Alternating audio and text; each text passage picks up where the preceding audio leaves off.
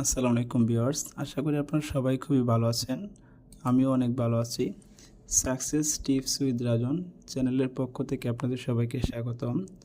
আজকে আমি computer basic course নিয়ে কথা বলবো। আমার এই বেসিক কোর্সটি খুবই অ্যাডভান্স লেভেলের হবে এবং বেসিক থেকে শুরু করবে। আপনারা যারা কম্পিউটার শিখতে চান কিংবা কম্পিউটার শেখার প্রতি খুবই আগ্রহ, তাদের জন্য এই কোর্সটি খুবই ভালো হবে। এই কোর্সটি যদি আপনারা সম্পূর্ণভাবে শেষ করেন, আমার বিশ্বাস আপনাদের নতুন করে কোনো আইটি সেকশনে গিয়ে টাকা দিয়ে কোর্স করতে হবে না।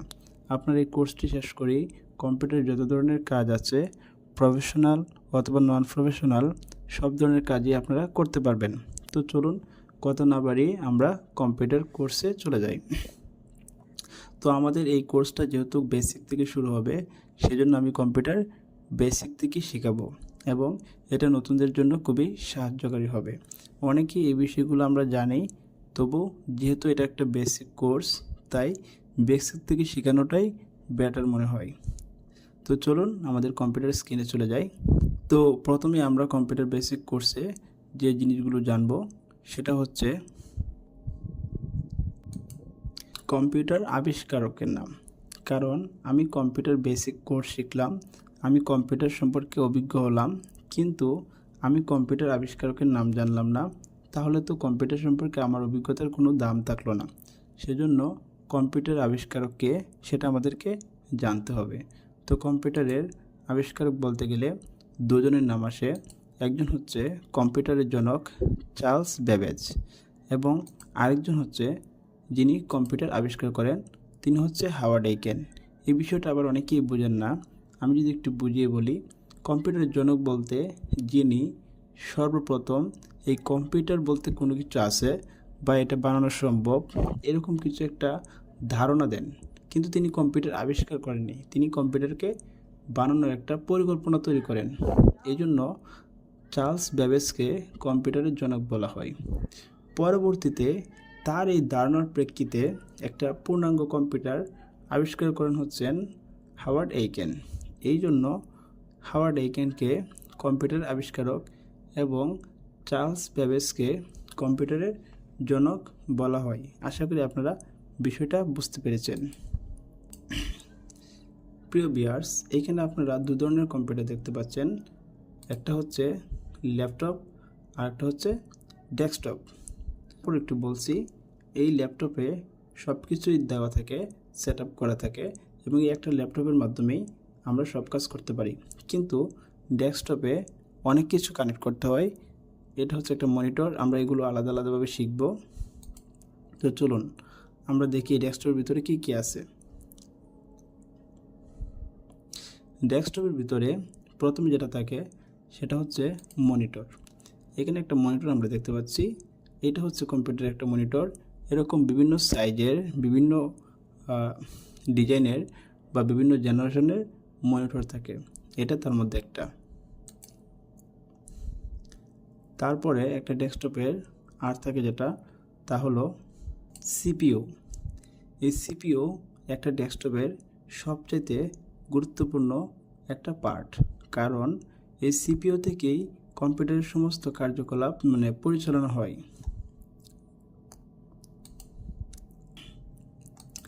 এটা হচ্ছে কম্পিউটারের একটা কিবোর্ড। এই কিবোর্ড দ্বারা কম্পিউটারে সব কিছু টাইপ করা হয়। এটা হচ্ছে কম্পিউটারের একটা মাউস।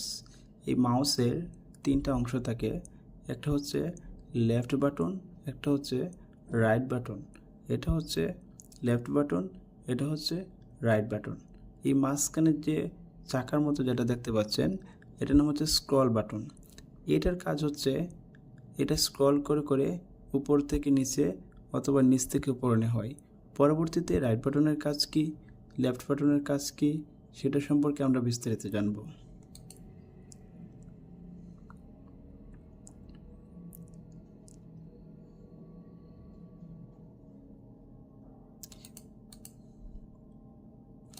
এটা হচ্ছে কম্পিউটারের একটা স্পিকার।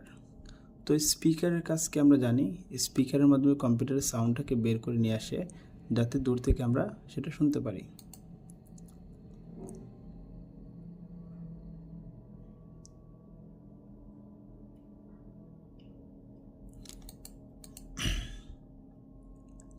এটা হচ্ছে কম্পিউটারের একটা প্রিন্টার।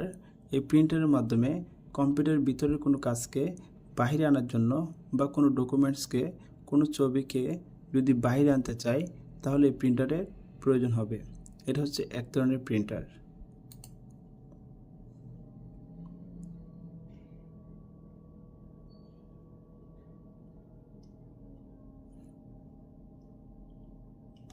এটা হচ্ছে একটা স্ক্যানার। এটার মাধ্যমে কম্পিউটারের বাহিরের কোনো জিনিস যদি আমরা কম্পিউটারের ভিতরে নিয়ে কাজ করতে চাই, লাইক কোনো ছবি কিংবা কোনো ডকুমেন্টস, এটা আমরা কম্পিউটারের ভিতরে নিতে চাই, সেক্ষেত্রে এই স্ক্যানারের সাহায্যে কম্পিউটারের বাইরের জিনিসগুলো কম্পিউটারের ভিতরে নেওয়া হয়। আশা করি আপনারা বুঝতে পেরেছেন। তারপর যদি কোনো অংশে বা কোনো জায়গায় আপনারা না বোঝেন তাহলে অবশ্যই নিচে কমেন্ট করে আমাদেরকে জানাবেন। এটা হচ্ছে একটা রাউটার। বিভিন্ন ধরনের রাউটার আছে। এই রাউটারের সাহায্যে কম্পিউটারে ইন্টারনেট চলে। আমরা এখন জানবো একটা কম্পিউটার কিভাবে অন করতে হয়। তো আপনি যদি ল্যাপটপ থেকে অন করতে চান তাহলে এই যে ল্যাপটপের একটা পাওয়ার বাটন আছে, ওটাতে যদি আপনি ক্লিক করেন তাহলে সঙ্গে সঙ্গে আপনার ল্যাপটপ অন হয়ে যাবে। হয়তো এক একটা ল্যাপটপের ডিজাইন এক এক রকম, কিন্তু এই যে পাওয়ার বাটনের মধ্যে যে চিহ্নটা আছে ওইটা কিন্তু সবগুলোরই একই রকম। আপনার এই চিহ্নটা যেখানে আছে সেটা দেখে তারপর একটা চাপ দিবেন, আপনার ল্যাপটপ সঙ্গে সঙ্গে ওপেন হয়ে যাবে। এখন আমরা যদি ডেস্কটপ থেকে অন করতে চাই তাহলে ডেস্কটপের একটা পাওয়ার বাটন আছে, সেখানে ক্লিক করার সঙ্গে সঙ্গে আপনার কম্পিউটার অন হয়ে যাবে। এক একটা ডেস্কটপের বাটন এক এক জায়গায় থাকে। কোনো ডেস্কটপের সিপিইউতে উপরে বাটন থাকে, আবার কোনো ডেস্কটপের সিপিইউতে নিচে বা মাঝখানে বাটন থাকে।